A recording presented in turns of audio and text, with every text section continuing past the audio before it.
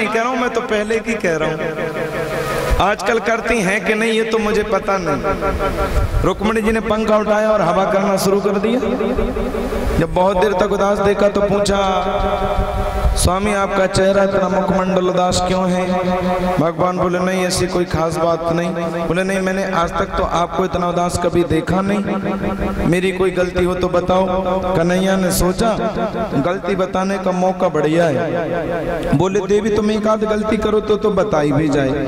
अब तुम तो गलती पर गलती पर गलती पर गलती करती हो ना, इसलिए कहाँ तक बताऊं? रुक्मिणी बोली हाय राम, मैं गलती पर गलती करती, मुझे एक भी गलती का पता नहीं, तुम एक गलती बता दो।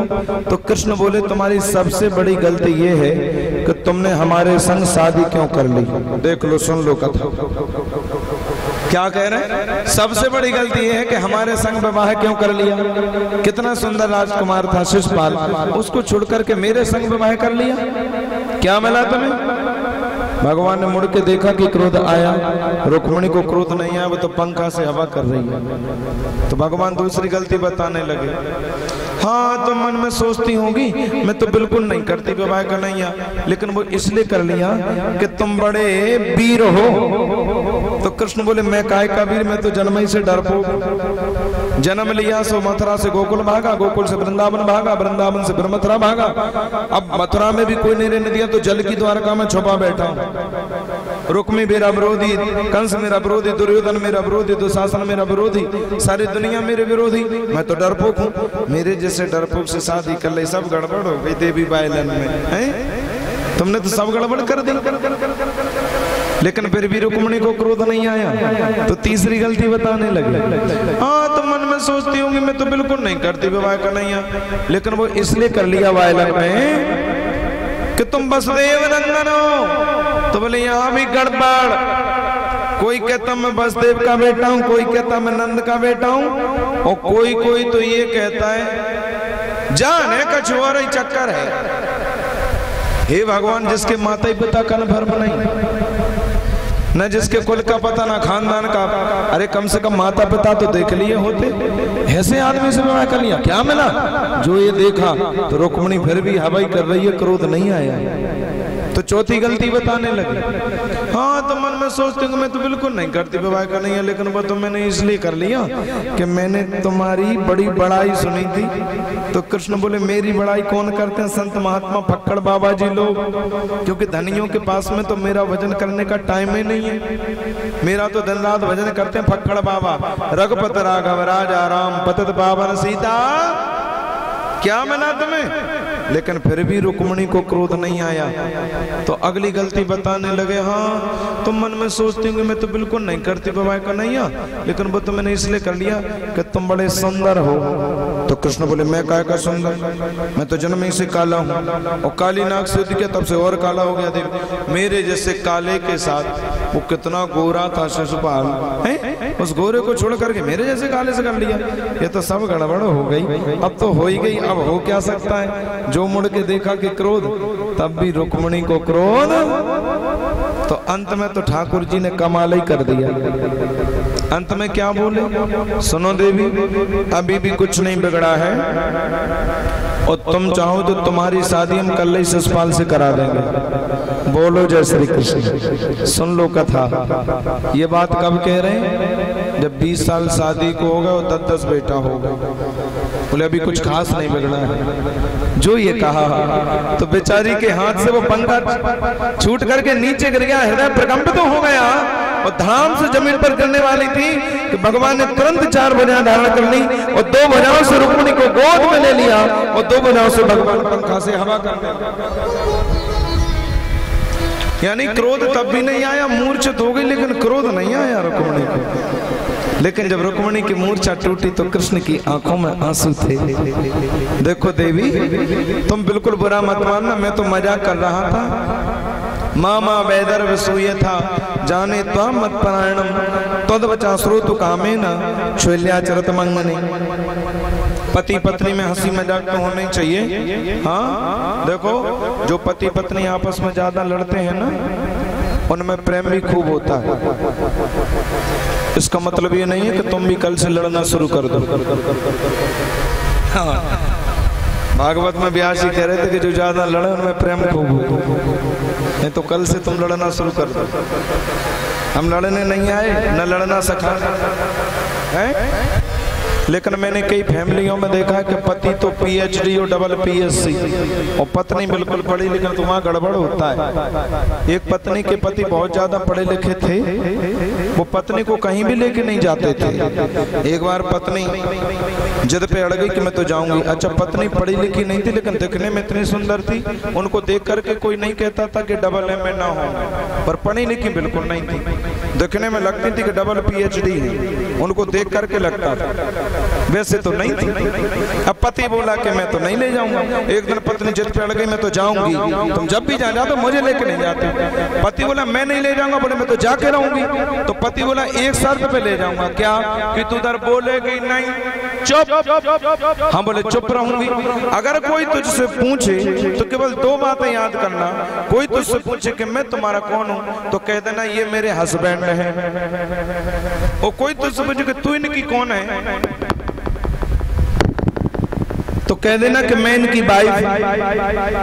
अब्बा ने रात भर रटी, ये मेरे हस्बैंड में इनकी वाइफ, ये मेरे हस्बैंड में इनकी वाइफ, ये मेरे हस्बैंड में इनकी। जैसे पेपर याद करते हैं ना, पाठ याद करते हैं, रात भर निकल गई बाको रटते रटते, ये मेरे हस्बैंड में इनकी wife, husband wife, husband wife, husband wife.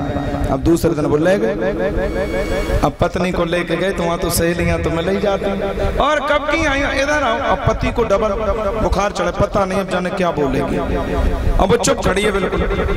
किनके साथ आई हूँ? तो सामने खड़ा था पति, बोले हम उनके साथ आए हैं। उनके उनके किनके? अरे वो सामने खड़े। हाँ, बोले वो कौन?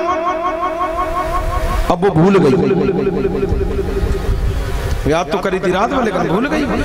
अब याद कर रहे, वो तुम्हारे कौन है? बैंड बैंड कछु बोल रहे थे। हाँ याद आया, वो मेरे हेड पंप है। सब हंसने लगे। बोले तुम उनके कौन हो? बोले हम उनकी पाइप। बोलो जय श्री कृष्ण। तो बोला था कुछ और निकल कुछ गया। बोले बहुत बढ़िया। बोला था ये हस्बैंड हम उनकी वाइफ कर, वो हमारे हेड पंप, हम उनकी पाइप। एक पत्नी अपने पति से बड़ी परेशान, बात बात में कहा ऐसा कर नहीं तो, ऐसा कर नहीं तो। एक बार पत्नी अपने मायके गई, अपने सहेली से बोली मैं तो अपनी इनसे बड़ी परेशान। क्यों? बोले बात बात में मुझे धमका, ऐसा कर नहीं तो। सहेली बोली तुम डरती क्यों? नहीं तो क्या करेंगे? बोले नहीं तो के आगे मैं डर जाता। बोले अब अगर वो बोले कि नहीं तो कह देना कि नहीं कर रहे, बोलो। हाँ ये ठीक है। अब वो जैसे ही आई लौट करके ससुराल, पति का वही हाल। एक दिन रात के 10 बजे बोला मेरे कपड़े धो। नहीं तो। सो पत्नी बोले नहीं धो रहे। अब पति बड़ा शक पाएगा, बोले आज तो बदल गई है, आज तो नहीं बदली थी। नहीं बदल गई। पति उसी रोन मेरे कपड़े धो। नहीं तो। पत्नी बोले नहीं धो रहे, बोलो क्या करोगे? पति बोला तुम नहीं धो रहे तो हम धो लेंगे, और क्या करेंगे? बोले खोदा पहाड़ और निकली चोहिया। ये नहीं तो के चक्कर में तो आधी जिंदगी निकल गई। मैं पहले ही कह देती कि नहीं कर रहे तो। बोले और थोड़े ही हम कुछ करेंगे, तुम नहीं कर धो रहे तो हम धो लेंगे, और क्या करेंगे? पति पत्नी में मजाक चलता है। द्वारका लीला की भागवत कथा सुनिए, कैसी कैसी बातें रुक्मिणी से कही, पर रुक्मिणी भी लक्ष्मी है। ऐसा जवाब दिया कि कृष्ण चुप रह गए। रुक्मिणी बोली ननवेव मेत दरबिंद बिलोचना यदवै भवान भगवतो सदृशी विभुम्ना पशुएम अहम न भरतो भगवान सदृशा क्वाहम गुण प्रतिरग ग्रहीत पादा। अरे मेरा क्या अधिकार द्वारकाधीश, जो मैं आपकी पत्नी बनती। ये तो आपने कृपा की कि आपने मुझे अपनी पत्नी स्वीकार कर लिया। मैं प्रकृति में आबद्ध नारी और आप प्रकृति से परे परमात्मा। ये तो आपने कृपा की कि आपने मुझे पत्नी रूप में स्वीकार कर लिया। और एक बार तुमने ये बोली प्रभु कि मैं तो बड़ा डरपोक हूँ। रुक्मिणी बोली हाँ तुम वास्तव में डरपोक हो। कृष्ण सोचने लगे मैं तो कह रहा था मजाक में, ये तो कह रही वास्तव में। बोले कैसे? बोले काम क्रोध लोभ मोह अविद्या अस्मिता राग द्वेष अभिनिवेश अहंता ममता, ये सारे शत्रु तुम्हें पकड़ते हैं। इनसे डर के तुम भागते हो कि नहीं? कृष्ण बोले हाँ इनसे तो मैं डरता हूँ। तो बोले डरपोक हो? बोले हूँ। सिद्ध कर दिया कि तुम डरपोक हो। और एक बात तुमने ये कही कि न मेरे माता का पता, न मेरे पिता का पता, न मेरे कुल खानदान का पता। तो रुक्मिणी बोली मैं आपसे पूछना चाहती हूँ, क्या तुम्हारे भी माता पिता होते हैं? कभी तुम वसुदेव को पिता बना लेते हो, कभी तुम दशरथ जी को पिता बना लेते हो, कभी तुम कश्यप को पिता बना लेते हो, कभी तुम कर्दम को पिता बना लेते हो। तुम्हारा कोई भरोसा है? कभी तुम सुअर बन जाते हो, कभी तुम गधा बन जाते हो, कभी तुम घोड़ा बन जाते हो, कभी तुम मछली बन जाते हो, कभी तुम नरसिंह बन जाते हो, कभी तुम परशुराम बन जाते हो। अरे तुम्हारी कोई बिरादरी है कि नहीं? तुम्हारा कोई कुल खानदान है कि नहीं? अरे तुम तो बिना कुल खानदान के हो, तुम्हारी कोई बिरादरी नहीं। सिद्ध कर दिया। और एक बात तुमने ये कही, इसी बीच में कथा के क्रम में स्वागत में श्री ठाकुर जगन्नाथ सिंह रावत, श्री ठाकुर सुघर सिंह ग्राम जौनहार और श्री ठाकुर मान सिंह रावत ग्राम जौनहार, ये भागवत जी को प्रणाम करते हैं। आप ताली बजाइए। बहुत बहुत शुभ मंगल कामना। बोलिए भैरार सरकार की। नन्वे विमेत दरबिंद विलोचना यद वै भवान भगवतो सदृशी विभुम्नः पशुए महम निवृतो भगवान स्त्रदिशा क्वाहम गुण प्रदरग ग्रहीत पादा। ये जवाब दिया। और एक बात तुमने ये कही कि नहीं है कि तुम मैं तो बड़ा काला हूँ। रुक्मिणी मुस्कुरा के बोली, जब तुम काले हो तब तो कमाल करते हो, और गोरे होते तो भगवान जाने क्या होता। ये हालत तो जब है जब आप काले हैं। काय के काले आप तो जग के उजाले हैं। हमारे ब्रज के रसिक संतों का भाव बहुत सुंदर भाव हो। एक लाइन कहते हैं, बोले बाल कृष्ण लाल की जय। यदि नंद लला तुम होते लली, यदि नंद लला ओ हे भगवान, आज तो बिल्कुल वर्षा हो गई। आज तो डूब ही गए हम बिल्कुल। आज लास्ट है, जैसे हम फूल होली करवाएंगे, आज चिंता मत करो, लास्ट में फूलों की होली होगी।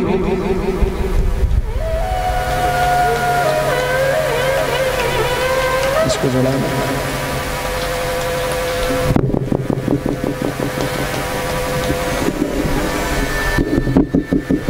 साहब, देखो ये तो भाव की बात है। बोल बंसी मारे की जय। हमारे ब्रज के रसिक संत कहते हैं, यदि नंद लला तुम होते लली तो गरे कट जाते करोड़न के।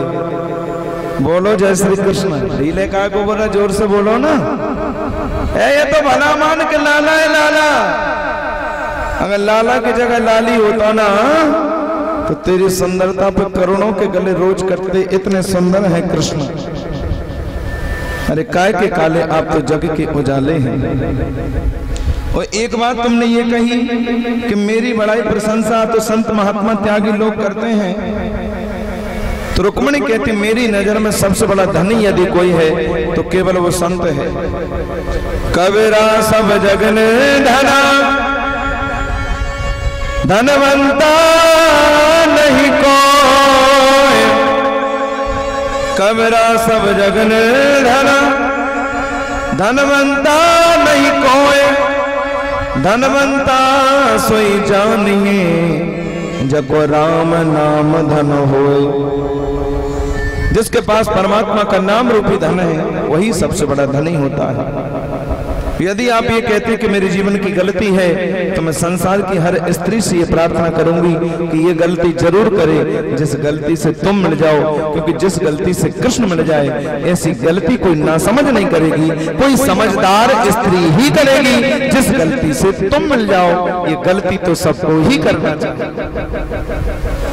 यहाँ पर भगवान ने रुक्मिणी पर कृपा की और उषा अनिरुद्ध के विवाह भागवत में आती है। सुनो, एक बाणासुर की बेटी थी जिसका नाम था उषा, और उषा की एक सहेली थी जिसका नाम था चित्रलेखा। नाम भी कितना बढ़िया, चित्रलेखा। इसकी विशेषता ये थी कि किसी के भी चित्र को ये बना देती थी। हाँ, एक बार उषा ने सपने में सुंदर राजकुमार का दर्शन किया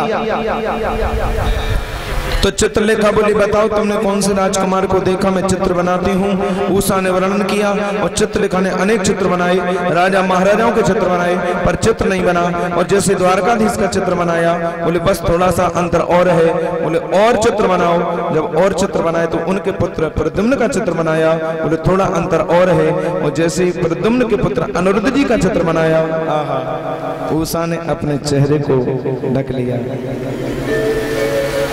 परीक्षित जी पे फूलों की वर्षा हो गई। जय हो राजा साहब। आजकल ये राजा हैं परीक्षित, ये बड़े भाग्य से मिलता है साहब। बोलिए परीक्षित महाराज की जय। अनिरुद्ध के चित्र को देख करके उषा अपने चेहरे को ढकती है और कहती है कि इसी को मैंने सपने में देखा। चित्रलेखा बोली तुम जानती हो? मैं नहीं जानती। बोले ये श्री कृष्ण द्वारकाधीश के पौत्र हैं, नाती, इनका नाम है अनिरुद्ध। बोले शादी करूंगी तो इनसे करूंगी, नहीं तो नहीं करूंगी। एक रात में चित्रलेखा योगिनी उड़ती हुई गई और द्वारका के महलों से सोते हुए अनिरुद्ध जी को ले आई और उषा के कक्ष में प्रवेश करा दिया। भागवत की मूल कथा सुना रहा हूं, ध्यान से सुनना। और बाणासुर की बेटी उषा और अनिरुद्ध जी कई महीनों तक एक कक्ष में ही रहे। कई महीनों, ना बाणासुर को पता ना किसी को पता। एक दिन गुप्तचरों से पता चला महाराज तुम्हारी बेटी के भवन में तो कोई पुरुष रहता है, पुरुष रहता है। और एक दिन एक आसन पर अपनी बेटी के साथ अनिरुद्ध जी को बैठा देख ही लिया। यद्यपि निहत्थे पे वार करना ठीक नहीं होता, इसलिए द्वारकाधीश के लिए खबर भेज दी बाणासुर ने कि तुम्हारे पौत्र ने हमारी बेटी के साथ गुप्त रीति से विवाह कर लिया है, इसलिए अब मैं युद्ध करना चाहता हूं, युद्ध के लिए तैयार हो जाओ। और युद्ध के लिए कृष्ण भी गए, इधर से बाणासुर भी आया। और बाणासुर का जो परम इष्ट है वो है भूत भावन भगवान शंकर। बोले बाल कृष्ण लाल की। और इसी क्रम में हमारे कुमरिया से पधारे हुए पंडित श्री नवनीत शर्मा जी व्यास जी का सम्मान करते हैं, जोरदार ताली बजाइए। ये दतिया में प्राइवेट लिमिटेड कंपनी में वर्क करते हैं नवनीत शर्मा जी, इनके लिए बहुत बहुत शुभकामना। और इसी क्रम में हमारे सरौल से पधारे हुए पंडित श्री प्रियासनंद शर्मा जी जो वर्तमान में तिवारीपुरा पर प्राइमरी स्कूल में शिक्षक के पद पर पदस्थ हैं, ये भी व्यास जी को मान लिया।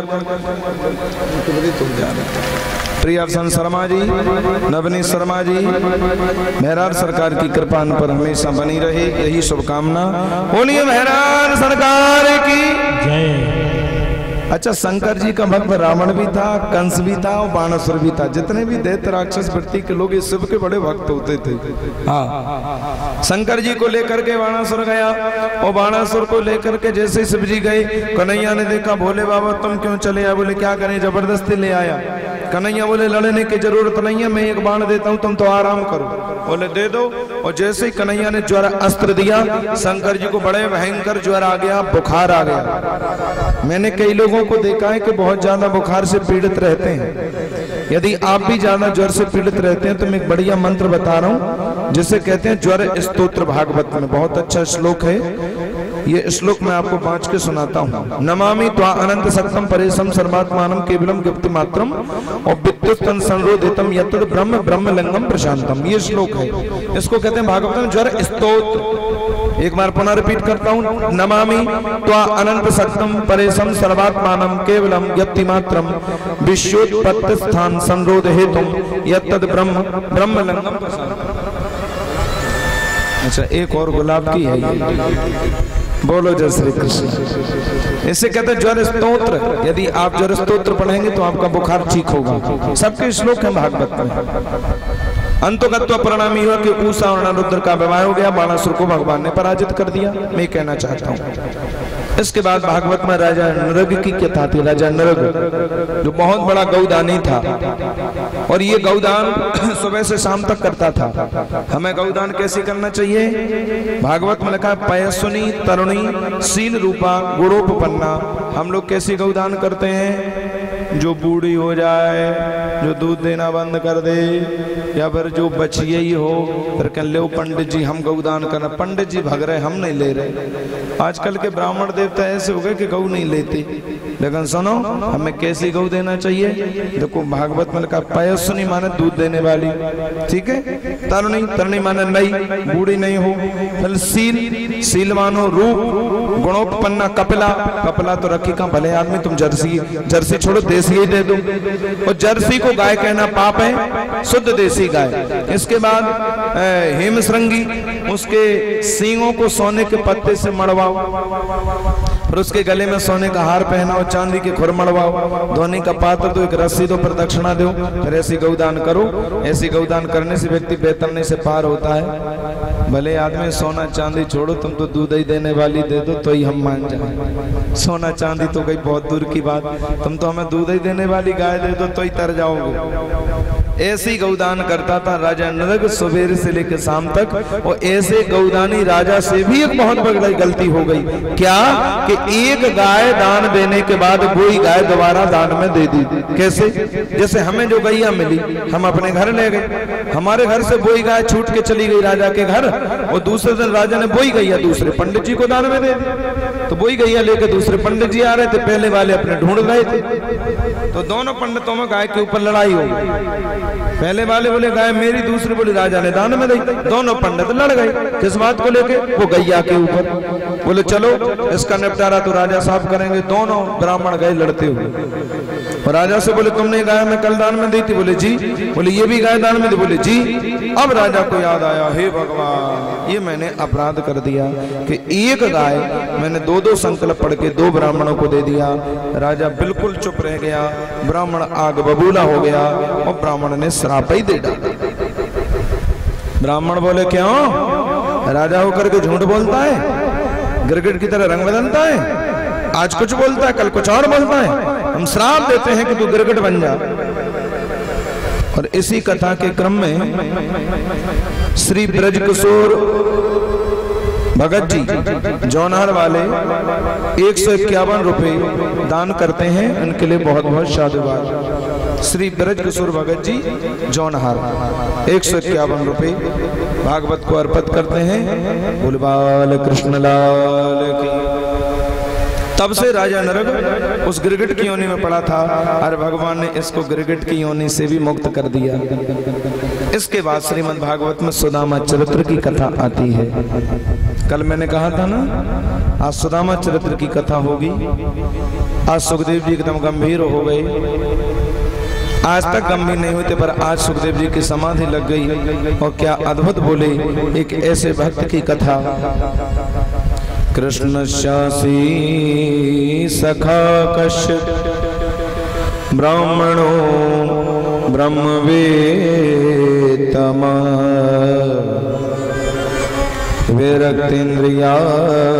विरक्तेन्द्रियार्थेषु प्रशांतात्मा जितेन्द्रिय। बहुत ध्यान से सुनना।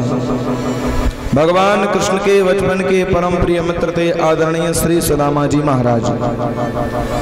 सुदामा चरित्र को सुनाने से पहले मैं कुछ महत्वपूर्ण बातें आप लोगों को बता देना चाहता हूं। सुदामा का मतलब क्या होता है? सुदामा, सु माने सुंदर, दाम माने दाम। सुंदर है दाम जिसका, उसे कहते हैं सुदामा। सुदामा जी के बारे में कई वक्ता लोग कहते हैं कि सुदामा जी दरिद्र थे, सुदामा जी भिखारी थे, सुदामा जी दरवाजे दरवाजे मांगते थे। कई लोग कह देते हैं सुदामा जी के 4-5 बच्चे थे, और जिसके मुंह पे आती है सो बकते रहते हैं। पर मुझे बड़ा आश्चर्य होता है कि जितने सुंदर और जितने विशिष्ट विशेषणों का प्रयोग आदरणीय सुदामा जी के लिए सुखदेव जी ने किया। 6 दिन से बराबर कथा चल रही है। बड़े से बड़े भक्त के लिए भी इतने विशेषण सुखदेव जी ने प्रयोग नहीं किए। कृष्णस्यासी सखा कश्चित, भगवान कृष्ण के सखा सुदामा ब्राह्मणो। ब्राह्मण किसे कहते हैं? बोले जो ब्रह्म को जानता है उसे ब्राह्मण कहते हैं। ब्रह्मवित्तमः, ब्रह्मवित्तम माने ब्रह्म को जानने वाले ब्राह्मणों में सर्वोत्तम ब्राह्मण सुदामा। विरक्त इंद्रियार्थ, इंद्रियों के प्रति विरक्ति है। प्रशांत आत्मा जितेंद्रिय, प्रशांत जिनका मन है वो इंद्रियों को जिन्होंने जीत लिया है, ऐसे श्री सुदामा जी महाराज। मैं एक करोड़पति आदमी को दरिद्र कह सकता हूं, एक संतोषी गरीब आदमी को दरिद्र कहने का मेरा कोई अधिकार नहीं है। दरिद्री कौन है? दरिद्रायस्त असंतुष्टा कृपणो योजतेन्द्रियः। दरिद्र वो है जिसके मन में और आज 5 फिर 50 फिर 500 5000 5000 5 लाख 50 लाख 5 करोड़ 50 करोड़, जिसका मन न भरे वो दरिद्र। और गोधन गजधन बाजधन और रतन धन खान, और जब आवे संतोष धन तो सब धन दूर। अरे जिसके मन में संतोष रूपी धन आ गया उसके सामने तो सारे धन धूली के समान। सुदामा जी गरीब हैं पर दरिद्र नहीं है। सुदामा जी का घर कैसा है? बोले पड़ोसी के घर का पानी सुदामा जी के घर में आ जाए तो बिल्कुल सत्य बात है। सुदामा जी के घर की छत कैसी है? बोले सुबह से लेकर शाम तक सूर्य भगवान की रोशनी टमटमाती रहती, बिल्कुल सत्य बात है। सुदामा जी के रसोई घर में एक भी बर्तन साबुत नहीं है, बिल्कुल सत्य बात है। सुदामा जी सवेरे भोजन कर लें, शाम को भोजन नहीं है, बिल्कुल सत्य बात है। सुदामा जी की धोती 50 जगह से फटी है, बिल्कुल सत्य बात है। सुदामा जी को सिर ढकने के लिए वस्त्र नहीं है, बिल्कुल सत्य बात है। सुदामा जी के पैर में पहनने के लिए पादका नहीं है, बीमारियां पड़ी, बिल्कुल सत्य बात है। पर सुदामा जी दरिद्र थे, ये बिल्कुल गलत। गरीब हैं पर दरिद्र नहीं है।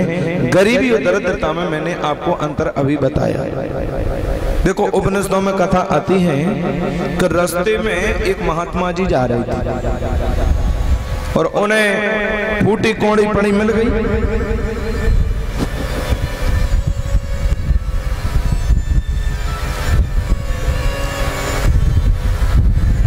उस फूटी कौड़ी को लेकर के महात्मा जी ने कमंडल में रख लिया। इसी बीच बड़ौनी से पधारे संतोष गुप्ता भागवत जी को प्रणाम करते हैं। संतोष गुप्ता बड़ौनी और 251 रुपए की भेंट गोविंद सिंह बुंदेला बड़ौनी ये भागवत जी को प्रदान करते हैं। और 500 रुपए की भेंट चंद्रभान रावत भाषणा कला ये प्रदान करते हैं। ताली बजाइए। इनके भंडार हमेशा बहरार सरकार भरे रहे। बोलिए भागवत भगवान की जय। महात्मा ने फूटी कौड़ी कमंडल में डाली। लोग बोले इस कौड़ी का क्या करोगे? बोले बाल कृष्ण लाल की जय। महात्मा बोले कोई दरिद्र मिलेगा तो ये कौड़ी दे दूंगा। रास्ते में एक राजा का रथ आ रहा था तो महात्मा ने रथ को ऐसे रोक लिया। राजा बोले महात्मा जी रास्ता छोड़ो, रास्ता छोड़ो। बोले रास्ता तो छोड़ दूंगा, पहले ये बताओ कि तुम हो कौन हो, जाते कहाँ हो? तो राजा नीचे उतर करके आया और राजा बोला मैं पूर्व दिशा का राजा हूँ और पश्चिम दिशा के राजा पर आक्रमण करना चाहता हूँ। क्यों? क्योंकि पश्चिम दिशा का राजा कमजोर है, उसको कमजोर करके मैं उसके खजाने को अपने खजाने में मिला लेना चाहता हूँ। महात्मा बोला पहले तुम नीचे उतर के आओ। जैसे नीचे उतर के आया तो महात्मा ने कहा अपने हथेली को सामने फैलाओ। जैसे राजा ने हाथ फैलाया तो कमंडल में से वो फूटी कौड़ी निकाली। महात्मा ने उस राजा के हाथ पर रखते हुए कहा मैंने तुमसे बड़ा दरिद्र दुनिया में नहीं देखा कि तेरे पास इतना संपत्ति वैभव है फिर भी तेरे मन में इच्छा है कि मैं दूसरे राजा को लूट लूं। दरिद्र कौन है? बोले जिसके मन में और जिसके मन में संतोष वही सबसे बड़ा सुखी है। जिसके मन में असंतोष वो सबसे बड़ा दुखी और दरिद्र है। इसलिए सुदामा जी गरीब हैं, संतोषी हैं पर दरिद्र नहीं। सुदामा की पत्नी सुशीला कैसी है? सुशीला के बारे में लिखा है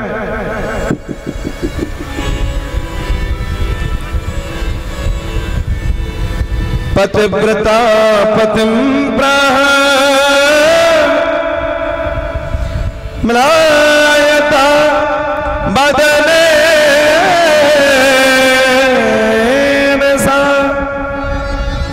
परम पति व्रता है, पति की आज्ञा को मानने वाली है। पर सज्जनों एक बार तो कमाल हो गया, एक हफ्ता निकल गया लेकिन सुदामा के चूल्हे में आग नहीं चली। आखिर पत्नी सुशीला कब तक धीरज धरे? आज सुशीला ने अपने धीरज को तोड़ ही दिया, अपने पति के पास चली गई। पतिदेव को देखा तो पतिदेव तो माला लेकर के खड़े हैं, भजन कर रहे हैं। सुशीला को जो सुदामा ने देखा, कहो सुशीला कैसे आना हुआ? सुशीला हाथ जोड़ के बोले पतिदेव मैंने आपके बारे में एक बात सुनी है। बोले क्या सुना है? ननु ब्रह्मन भगवता सखा साक्षात श्रियापति ब्रह्मण्यश्च शरण्यश्च भगवान सात तरशव।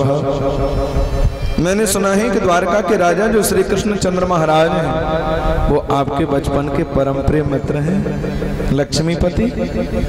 जो सुदामा ने सुना कि द्वारकाधीश मेरे बचपन के मित्र, सुदामा की आंखों में आंसू आ गए। अरे वो मेरा बचपन का मित्र ही नहीं, वो तो लंगोटिया यार है। साथ साथ खाते थे, साथ साथ सोते थे। इसी क्रम में परीक्षित जी के चाचा शशिकांत तिवारी एडवोकेट दतिया ये भागवत जी को प्रणाम करते हैं। और इसी क्रम में मनोज दुबे लांच 500 रुपए की भेंट भागवत जी को प्रदान करते हैं। और प्रेम नारायण यादव मेहरार ये भागवत जी को प्रणाम करते हैं। ताली बजाइए। बोले बाल कृष्ण लाल की जय। साथ साथ खाते थे, साथ साथ सोते थे, साथ साथ पढ़ते थे। तो सुशीला बोली आपका कभी मन नहीं होता कि मैं ऐसे प्रिय मित्र से मिलने के लिए जाऊं? बोले मेरा मन तो रोज होता है देवी अपने मित्र से मिलने के लिए, पर तुम तो जानती हो मित्र के घर, गुरु के घर और भगवान के घर कभी भी खाली हाथ नहीं जाना चाहिए, कुछ न कुछ लेकर के जरूर जाना चाहिए। और मेरे घर में तो कन्न का दाना भी नहीं है, इसलिए मेरे को तो जब भी द्वारकाधीश से मिलना होता है कर लेता हूँ आंखें बंद, पहुंच जाता हूँ द्वारका, हो जाता है द्वारकाधीश का दर्शन। तुम भी जाओ, तुम भी माला ले लो, तुम्हें भी द्वारकाधीश का दर्शन मिल जाएगा। सुशीला बोली हो गया कल्याण। ऐसे माला लेने से, भजन करने से अगर हमारी गरीबी दूर हो गई होती तो एक एक करने के निभाने के लिए न तरसते हम पर। अरे एक बार अपने शरीर से मिलने के लिए जाऊं ना।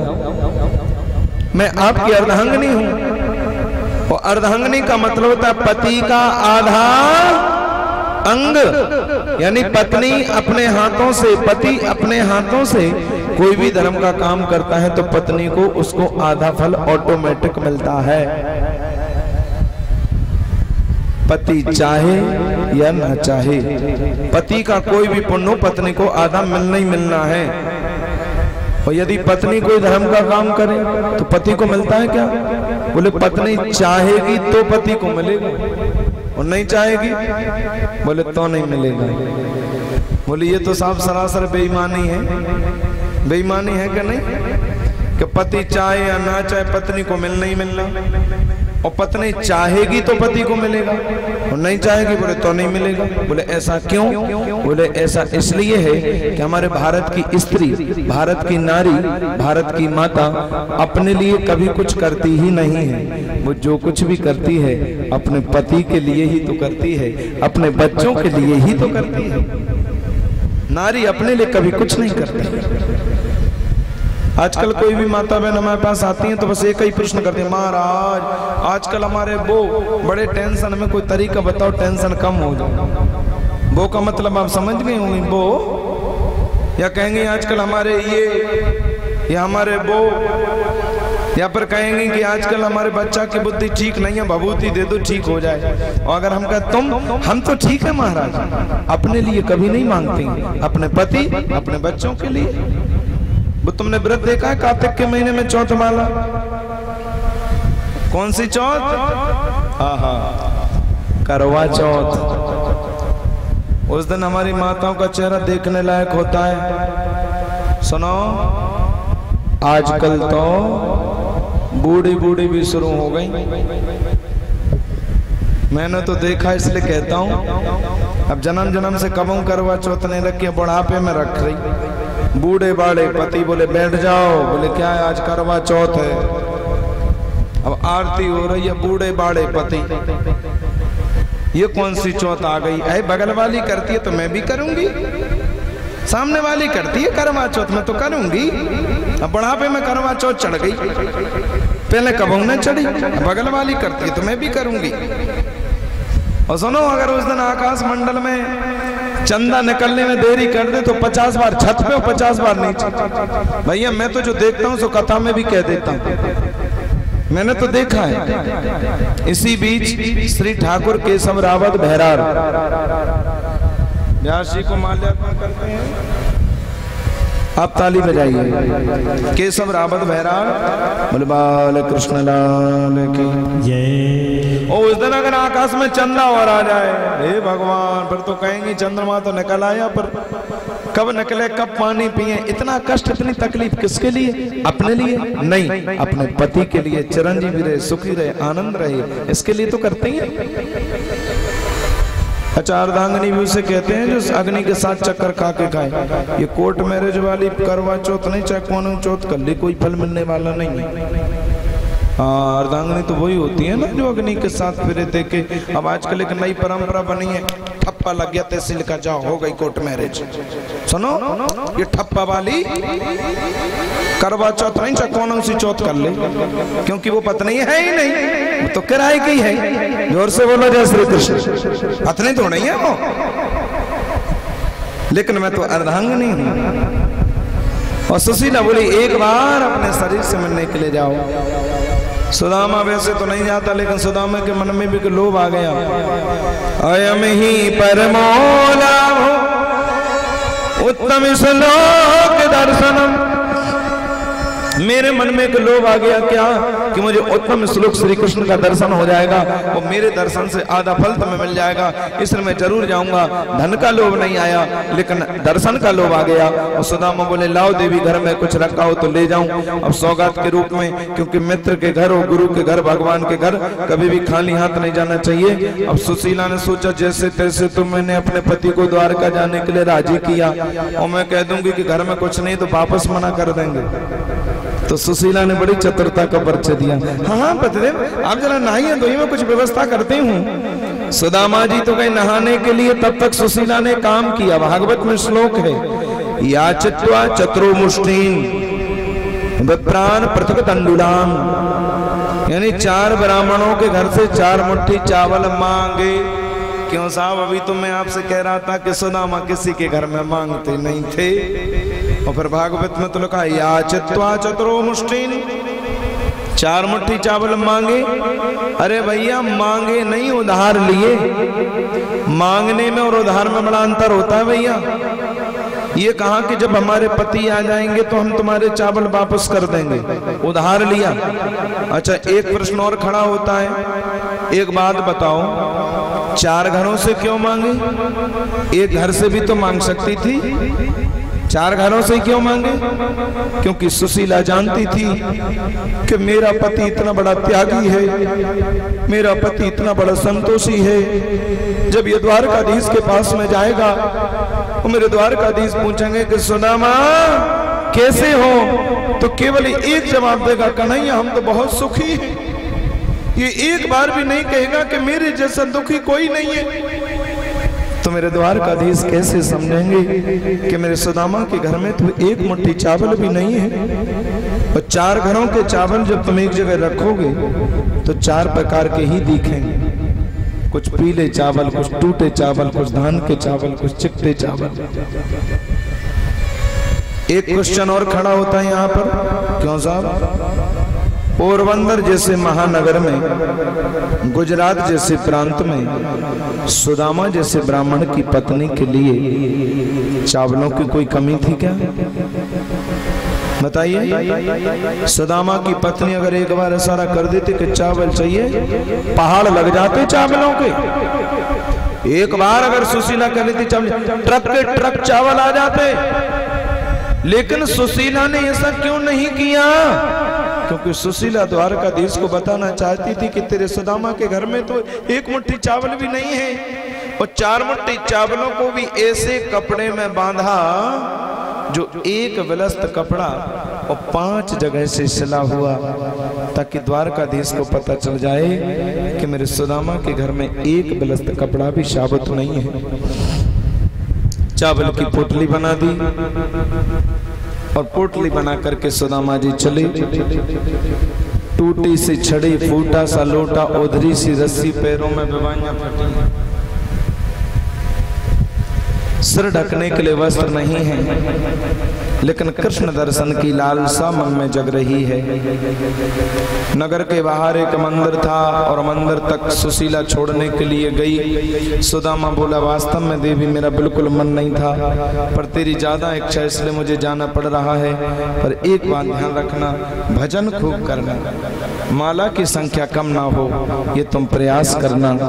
और बस चलते चलते सुदामा जी चले। अब जाना था इधर और चले गए उधर।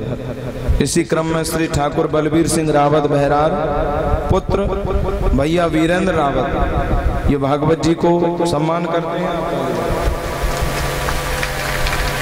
बोले बाल कृष्ण लाल की जय, भागवत भगवान की जय। अब सुदामा को कीर्तन मिल जाए तो भगवान मिल जाए।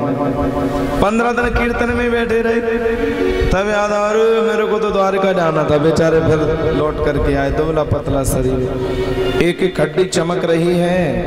5वीं क्लास का विद्यार्थी भी एक एक हड्डी गिन सकते, इतने मोटे तगड़े हैं श्रीमान जी। लेकिन कृष्ण दर्शन की लालसा, कृष्ण दर्शन की कामना जो मन में जगी है। घनश्याम तुम्हें ढूंढने जाए कहाँ कहाँ,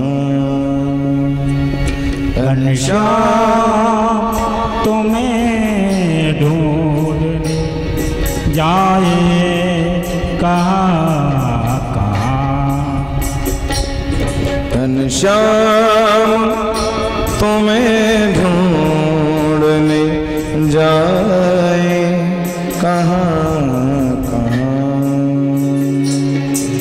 घनश्याम इसी क्रम में ढूंढ परीक्षित जी के भांजे आकाश चौधरी बगनपुरा, आकाश चौधरी बगनपुरा माल्यार्पण करके वस्त्र भेंट करके सम्मान करते हैं। बहुत बहुत मंगल कामना। और इसी क्रम में कल्याण सिंह रावत बाबा जी जौनहर 101 रुपए की भेंट समर्पित करते हैं। बहुत बहुत शुभ मंगल कामना। अपने बिरह की याद दिलाए कहाँ कहाँ, अपने बिरह की याद दिलाए कहाँ कहाँ,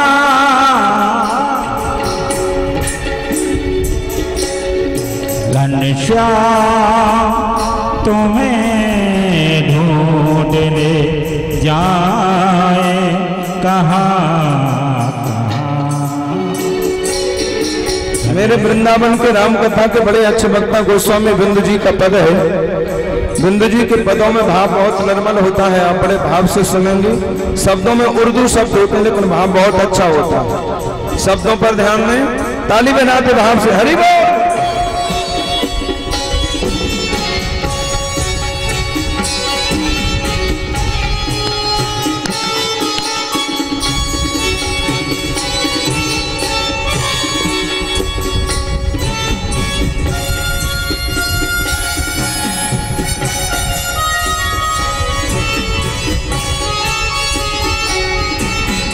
तेरी नजर में जुल्फ में मुस्कान मधुर में, तेरी नजर में जुल्फ में मुस्कान मधुर में, तेरी नजर में जुल्फ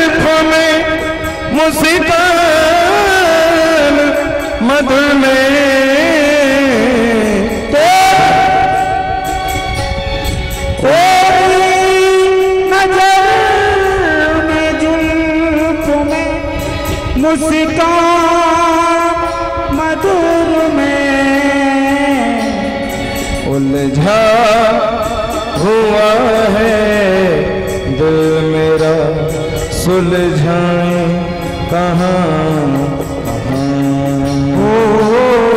उलझा हुआ है मन मेरा, सुलझाए कहाँ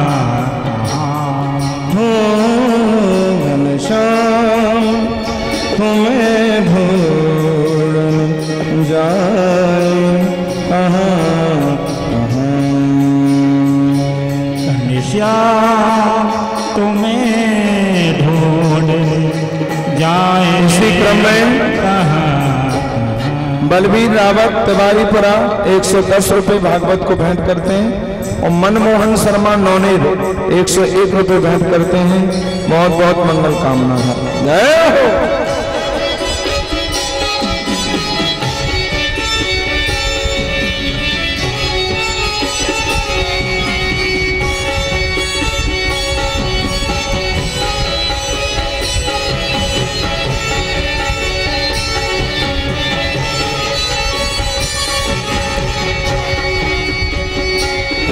चरणों की खाक सारी में खुद खाक बन गए। चरणों की खाक सारों में खुद खाक बन गए। अब खाक पे हम खाक रमाए कहाँ ओ अब खाक पे हम खाक रमाए कहाँ हो घनश्याम तुम्हें ढूंढने जाए कहाँ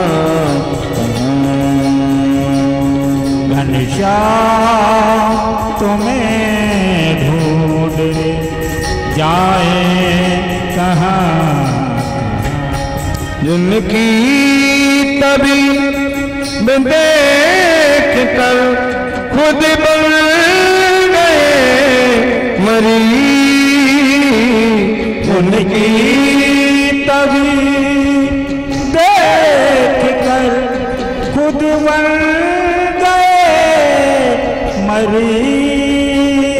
जिनकी तभी देख कर खुद बन गए मरीज।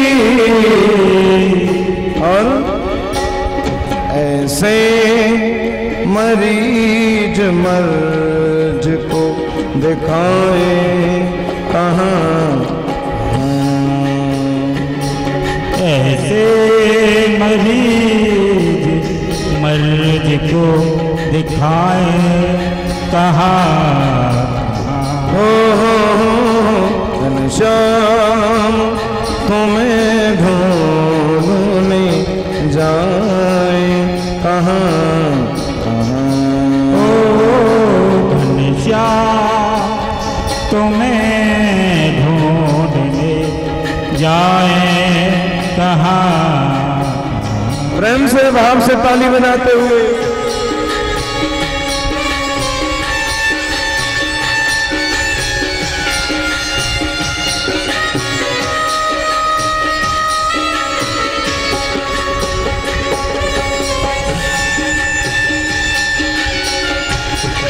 हे गोविंद।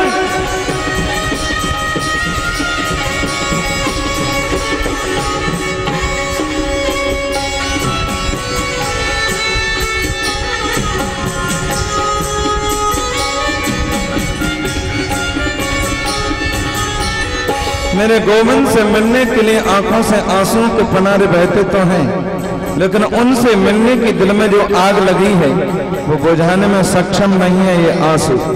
अंदम भक्ति में बिंदु जी बड़ी अच्छी बात कहते हैं, शब्दों पर ध्यान में।